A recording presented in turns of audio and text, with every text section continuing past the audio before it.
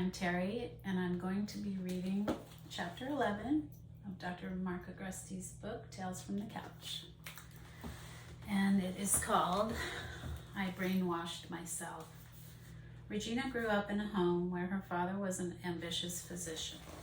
He was initially a podiatrist, but somewhere in his mid-30s, he decided to change his life. He hated being a podiatrist, so he became a general surgeon. Regina's mother had been a model in her younger years, but life had not treated her well, and it showed. She had basically given up on life, and as she aged, she isolated herself more and more. So Regina's father ran their household. Regina was a very attractive, athletic, and intelligent young girl, but she was brought up in a home with a demanding father who was always yelling and always fighting with her mother. He was never happy with who he was. Finally, by his early 40s, he had become a fairly successful surgeon, but most of his life had been spent in school. This made him angry and resentful. He made his mistake in his career, but he didn't want his daughter to do the same, so he always told his daughter, "You are going to be a general surgeon." It was like a broken record.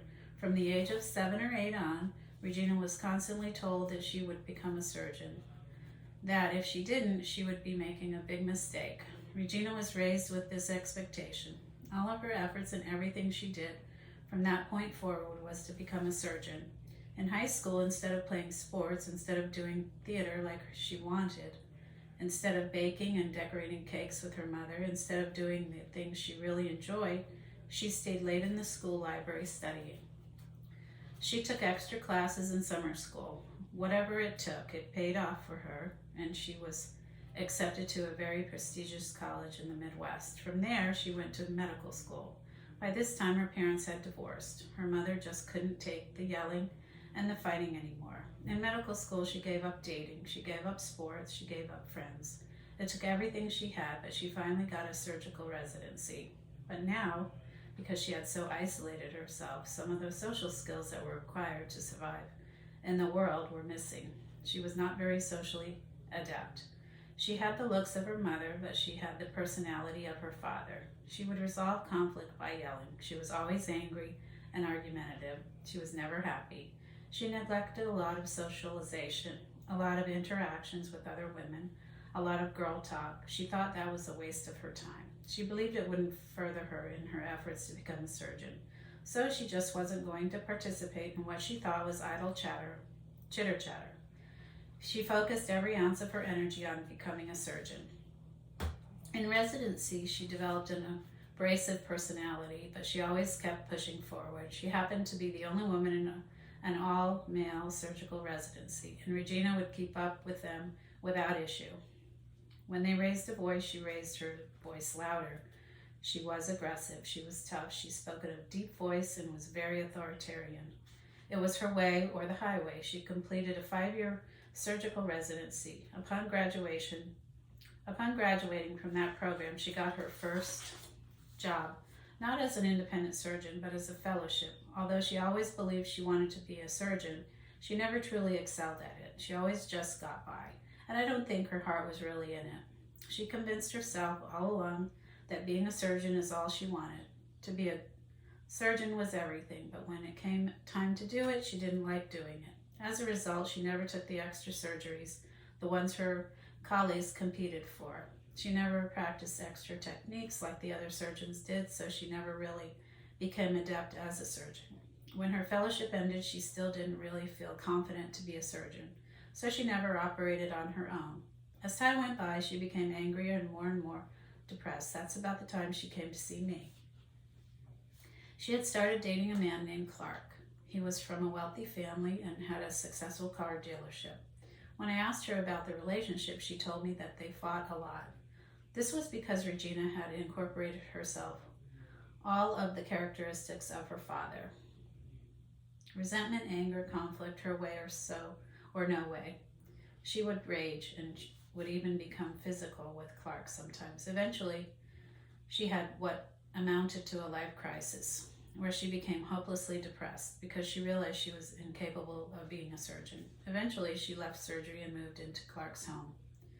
They decided they were going to try to have a life together with his one son. So at this point, she had spent her whole life and had sacrificed everything she was just to be a surgeon. But now she was no longer a surgeon. She was living the life of a housewife.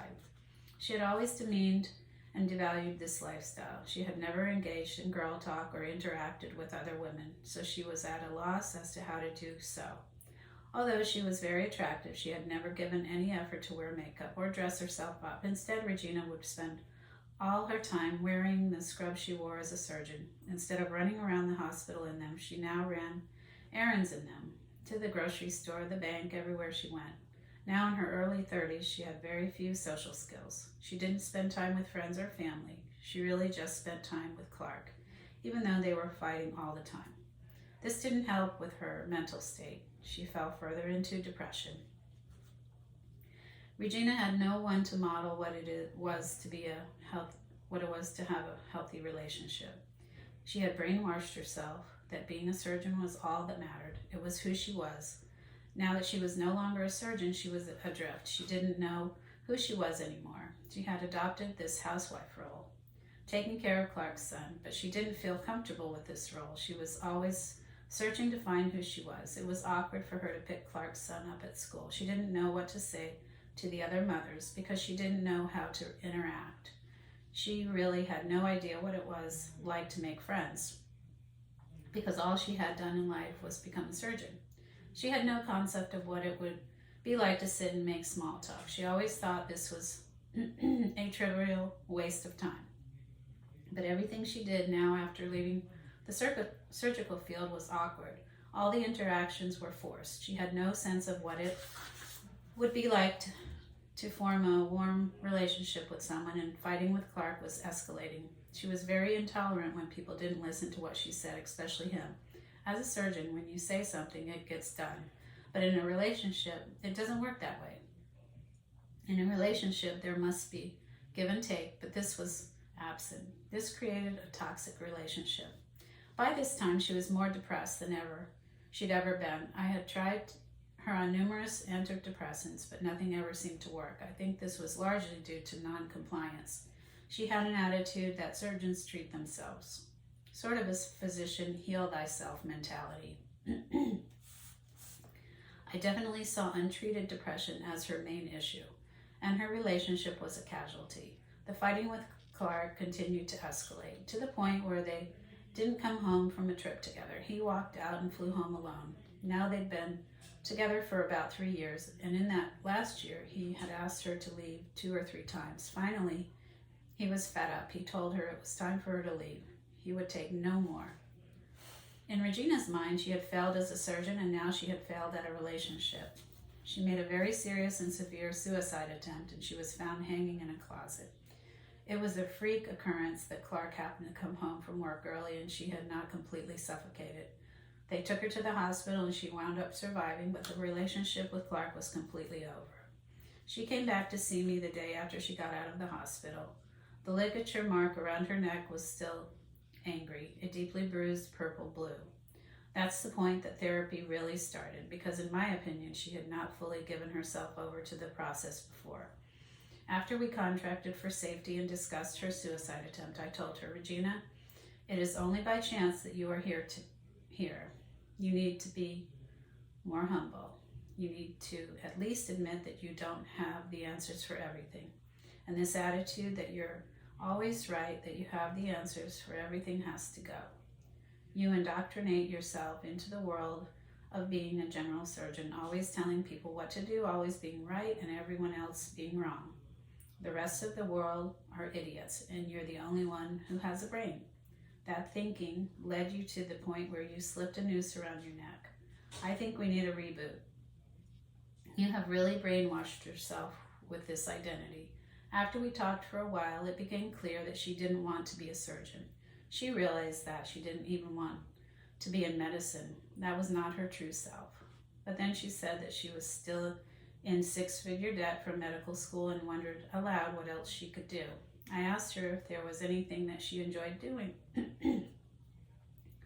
something she could really see herself doing. After a minute thinking about it, she said the only thing that came to mind was cake decorating. I told her to run with that. She eventually got a job working for a catering company that did parties, and she was making and decorating cupcakes for this catering company. She said it was temporary, that she had to start someplace. She was finally practicing some humility. At some point, her father came in to see her. He was helping her financially until she could get on her feet. I sat down with him and talked, and he realized that maybe he pushed too hard with the whole surgeon thing. Her mother came to see her as well, and she was also supportive. Her parents had not spoken to each other since their divorce years ago, and I think the suicide attempt really brought everyone together. So as Regina worked for this catering company, we started to work on interpersonal skills first. She had to get to the understanding that always being right doesn't lead any serenity to a situation. Being right doesn't matter, it's not important. Peace matters, peace is important. Over time, we got to the point where she stopped being consumed with right or wrong, and where would at least allow for conversations without having to prove that she was always right or was smarter than the other person. That was a major hurdle. Then we had to move to the whole issue of how she presented herself, wearing scrubs around all the time. She spent about 15 years wearing scrubs. I told her very plainly that she wasn't a surgeon anymore and that I wanted to see her wearing real clothes. It took quite a while for her to understand why it mattered, but she said she would try to tend to her appearance. It was difficult for her because she didn't know how to do it. Slowly, she got involved with a spin class, so she started buying exercise clothes. She started talking with women in her class too. At first, these interactions were very brief, but it was a start. I reminded her that she had always devalued these conversations, but that these interactions between women were crucial. It's crucial to relate, to be social, and to keep up on trends. I explained that in these discussions she would learn what a woman is, what a woman does, and how a woman acts. And so though the spin class, she started to take on characteristics of a woman as opposed to an almost gender-neutral surgeon that was domineering, dictating, angry, hostile, always right, and non-negotiable. It took a lot of time in therapy, and still the depression was ever present. I had all but given up on getting her to relent on the medication front, but since she was about as low as she had ever been, I gave it one more shot. I asked her if she would reconsider medication. I waited as she considered it, and she finally came back with a yes. Excellent. I initially trialed her on escitalopram 10 milligrams for a week, then 20 milligrams. After about 3 weeks on it, she was still agitated, so I added aripiprazole 5 milligrams a day. On this combination, she started being much calmer and more appropriate. At this point, I said to Regina, we're almost at the point where I have to sort of de-brainwash you. It's almost as if you've been in a general surgeon cult for 20 years and have brainwashed yourself. That's the only way to be. The only acceptable way to act. After the suicide attempt and on the medication, we started to develop a very different relationship. She had started interacting with other women. Initially, it was very traumatic for her. People were very turned off by her brusque personality, her harshness, her abruptness, her lack of femininity, and her lack of desire to interact. She was making progress, but she still needed to be reminded from time to time that small talk was a way to engage people and establish friendships. While she was with Clark and caring for his son, she never made any friends because of her antisocial personality traits, but she was leaving those behind. She started making friends. She had moved from only wearing scrubs to a mixture of scrubs and exercise clothes, and I reiterated that I'd like to see her ditch the scrubs and wear real clothes. Ever so slowly, she did start wearing real clothes, but she was still a little traumatized by the thought of getting rid of the scrubs completely. The fact that she wasn't a surgeon anymore. To that I said, no, you're you, and you have value, and you can love you. You don't have to be a surgeon. And slowly her new friends started to reaffirm that, and for the first time in her whole life she valued friendships, and she was enjoying talking to people. I had to deprogram her with that surgeon thing and that sole purpose of way of thinking. She started doing yoga with friends, and eventually she actually started going out. She Wasn't exactly a social butterfly, but she was socializing. She started hanging out with people from work. The people that owned the catering company were part of this big Italian family, and they basically adopted her. Once they realized how smart and capable she was, they started putting her in charge of the kitchen and also having her do some administration in the catering operation. They were catering events for 200 to 300 people. So this was very involved. It took about a year, but she started to make some fairly good money. Nothing great, but she started to at least enjoy her work and distance herself from the past. With that distance, she was able to come to the realization that she never made the decision to be a surgeon. She saw that it was sort of thrust upon her. She had been brainwashed since she was a little girl that being a surgeon was everything, and she went along with it. She knew it was wrong. Sometimes in medical school, she realized it was wrong, and she had been depressed ever since. Now she had gained the insight that being a surgeon is not what her life was all about, that there was more, that she could be more, and that she had more in her. She learned that there was a whole artistic side to her, and then she started to get into ice sculpting, cake decorating, and tablescapes, and she was very good at it. One day she met with a client, Gabriel, who was having a big party at this fancy hotel in Palm Beach, and he wanted her company to cater it. It was 3 months away, so they started working together on plans. The more they worked on it, the more time they spent together. Even the catering company realized that there was something going on because Regina was spending a lot of time planning this party. I think that Gabriel must have spent a fortune on this party, and the only reason was that he just wanted to spend more time with Regina. Anyway, the day of the party came, and it was, of course, fabulous. Gabriel was a software developer, a self-described nerd, and he and his friends thought the party was a hit. Gabriel spent a fair amount of time in the kitchen because that's where Regina was. At the end of the night, after the party, Gabriel asked her on a date. Their first date turned out to be a plane ride. They went to his home in Chicago and spent the weekend together. She said they got along really well. When she told me about the relationship, I told her that the new rule should be no raised voices, no arguing. I suggested that she keep her meds and psych history between us for now, that those things should wait, because some people make snap judgments. We agreed to leave that for after they really knew each other well. With time, the relationship blossomed. They had a bit of a rough time adjusting, but nothing like in the previous relationship with Clark.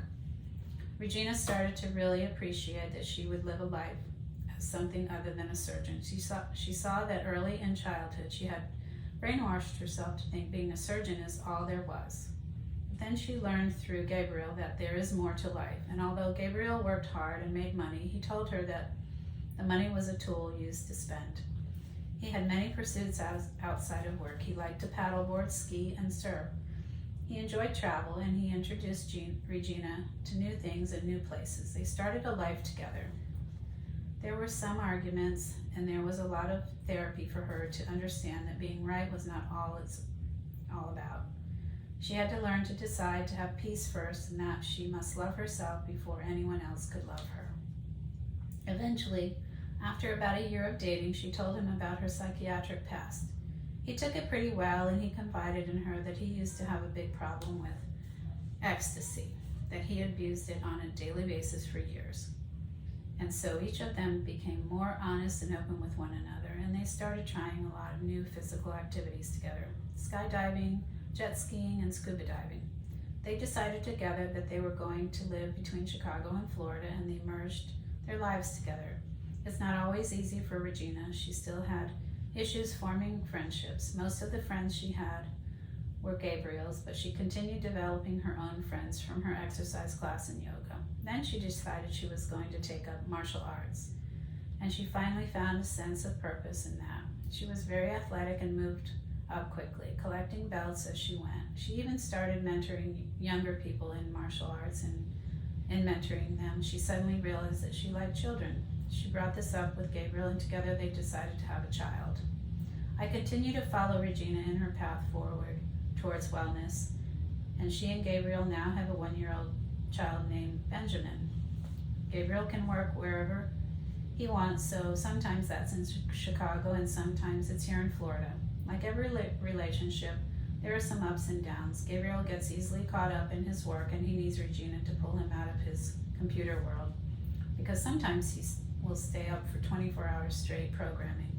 It's a bit ironic, but the person who was self-consumed with being a surgeon is now helping someone not be consumed with their own work. So she pulls him out from his electronic world where he works for 20 to 30 hours straight. I think that gave her insight as to how someone can easily brainwash themselves and wind up wasting half their life on something they never wanted to do. Together they seem to have developed this relationship where they help one another, and both are loving watching their 1-year-old boy Benjamin grow up.